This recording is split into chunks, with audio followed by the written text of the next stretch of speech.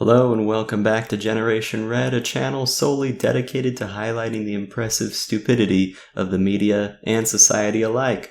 Today's video is brought to you once again by CNN. And I gotta say, CNN is quickly becoming my favorite source of BS in the news world because I know that there are some crazier channels out there, like the Young Turks, but I tried watching them and I honestly couldn't get through one video of them without getting an aneurysm. However, CNN have it figured out. They are right on the edge of being completely extreme in a way that when you're watching them, the confidence and professionality and the way that they conduct themselves almost seems believable.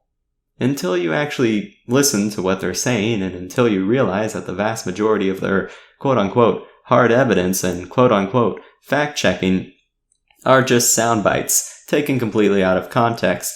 I was gonna do a video of Don Lemon, but I got super bored while watching him, so I decided to turn my focus to this other video instead, which was pretty entertaining. So the anchor or reporter or whatever who reported on this is named Burnett.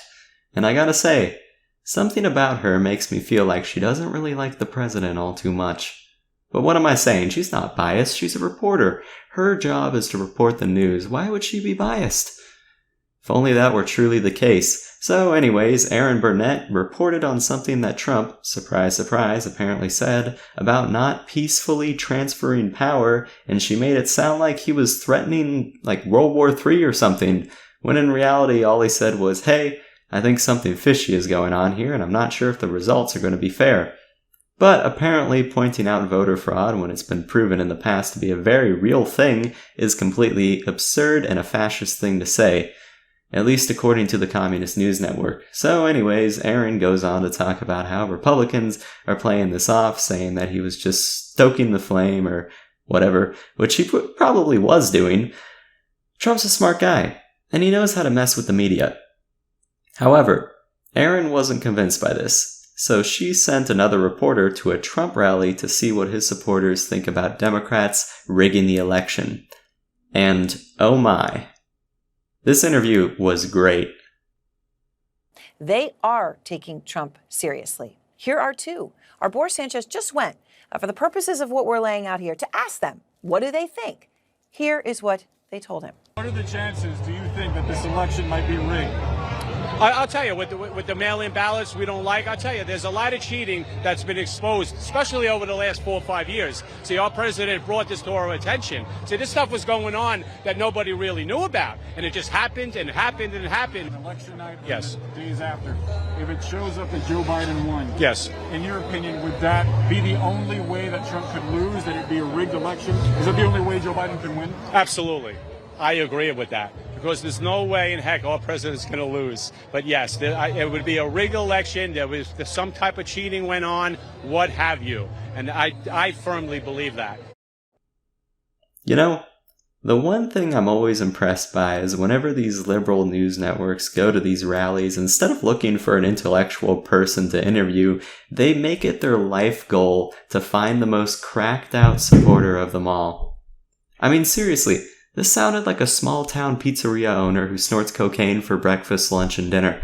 Now, I've never been to a Trump rally, but I have been to a couple of Back the Blue rallies, and I can say with 100% confidence that the majority of the people there are completely normal, respectful, and kind human beings.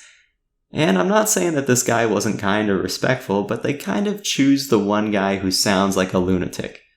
In my opinion, that's what they did. That's some great reporting right there. Stuff like that is even more prevalent with The Daily Show when Trevor Noah sends their reporters out there.